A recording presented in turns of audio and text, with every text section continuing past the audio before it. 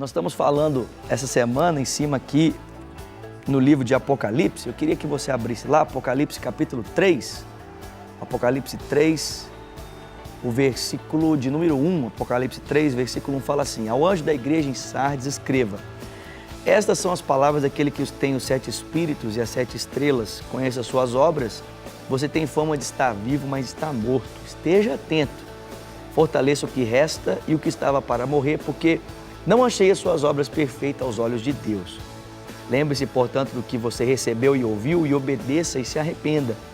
Mas se você não estiver atento, virei como um ladrão e você não saberá a hora que virei contra você. No entanto, você tem aí em Sardes alguns poucos que não contaminaram as suas vestes. Eles andaram comigo, estão vestidos de branco, porque são dignos. Ao vencedor igualmente o vestirei de branco. Jamais apagarei o seu nome do livro da vida, mas o reconhecerei diante do meu Pai e de seus anjos. Aquele que tem ouvidos, ouça o que o Espírito diz às igrejas. Então nós já falamos aqui que esse livro foi escrito por João quando estava ele exilado na ilha de Patmos, num contexto de intensa perseguição contra a igreja, mas nós estamos vendo que não é apenas a perseguição física causada pelo Império Romano daquela época que trazia muitos problemas à fé daqueles primeiros cristãos. Existiam outros empecilhos, outros obstáculos, e Cristo então mostra esses empecilhos e obstáculos dentro das igrejas para João, para que essas igrejas então, percebendo esses empecilhos, esses obstáculos, pudessem então tomar medidas, pudessem então vencer esses obstáculos, a fim de que eles pudessem experimentar das promessas que são em decorrência de vencer esses empecilhos, esses obstáculos. A gente já viu que um dos empecilhos para a fé cristã é exatamente a questão do primeiro amor. Quando a gente perde o primeiro amor, isso é um empecilho muito grande para o nosso progresso, a nossa jornada cristã. E Jesus dá o conselho para nós de como recobrarmos o primeiro amor, que é estabelecendo novamente o vínculo de comunhão com Ele. Mas aqui, nesse trecho da carta escrita para a igreja de Sardes, Jesus está falando de um outro problema. E esse outro problema é o problema da hipocrisia. É quando nós parecemos uma coisa que nós não somos. É quando a gente deixa transparecer uma coisa que a gente não é. Esse era o grande problema dos fariseus. Você deve lembrar que Jesus censurou aquele grupo religioso por muitos momentos por causa dessa postura hipócrita, dessa postura religiosa, Jesus até chega a ser um pouco duro com eles. Não porque os odiava, mas por causa do amor. Jesus fala com esse grupo que eles pareciam sepulcros caiados, Pareciam que estavam cheios de vida por fora, mas estavam cheios de ossos mortos por dentro. A hipocrisia é um grande problema para a nossa vida cristã. É quando nós sabemos que a nossa vida não está bem, é quando nós sabemos que a nossa vida está sendo assim completamente devastada interiormente e ainda assim a gente mantém aquela postura diante das pessoas para que elas não saibam o que se passa dentro do nosso coração. O problema é que realmente as pessoas podem não ver o que se passa dentro do nosso coração, mas aquele a quem nós estamos diante dele constantemente, ele conhece o nosso coração. Diante do Senhor, nós não precisamos sermos hipócritas, sermos mentirosos, termos uma postura de uma fama que não existe, uma fama de estar vivo, quando na verdade ele sabe que a gente está morto. A palavra sinceridade, o pastor Márcio sempre gosta de dizer isso, vem do latim, que é a palavra sincero, que significa sincera.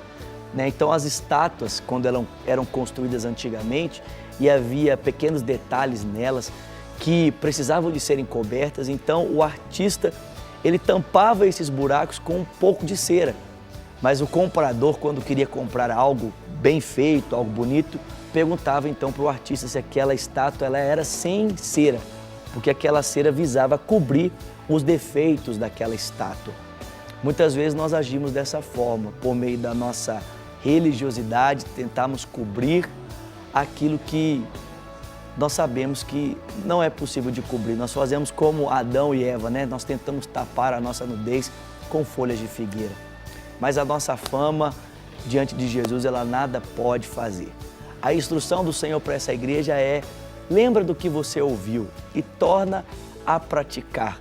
O segredo para nós vencermos a hipocrisia, o segredo para nós vencermos a religiosidade é voltarmos os nossos olhos para a palavra de Deus e tornarmos a praticar a palavra de Deus, a fim de que ela nos santifique e a gente possa passar a viver uma vida verdadeira diante do Senhor, verdadeira diante da sua presença.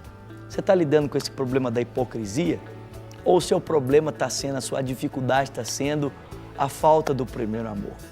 Eu não sei qual é a sua luta no dia de hoje, não sei quais são os obstáculos que estão tentando opor a sua fé, opor a sua trajetória cristã. Mas eu quero dizer para você que a sua comunhão com Cristo pode reacender o seu primeiro amor. E a sua observância à palavra dele pode livrar você desse aspecto da hipocrisia que tanto danifica a nossa índole, a nossa conduta, o nosso caráter diante da presença do Senhor Jesus. O Senhor, Ele nos ama, o Senhor, Ele nos quer tão bem que eu e você possamos guardarmos mesmo a sua palavra, guardarmos mesmo a sua orientação. É isso que Jesus diz aqui. Olha o que Ele diz para essa igreja. Ele fala assim, olha, se você fizer isso, Ele diz, eu vestirei você de branco e jamais vou apagar o seu nome do livro da vida, mas vou reconhecer você diante do meu Pai e dos seus anjos. Quer dizer, Jesus está dizendo assim, olha, se você voltar para aquilo que eu falei com você, eu posso vestir você de um testemunho verdadeiro.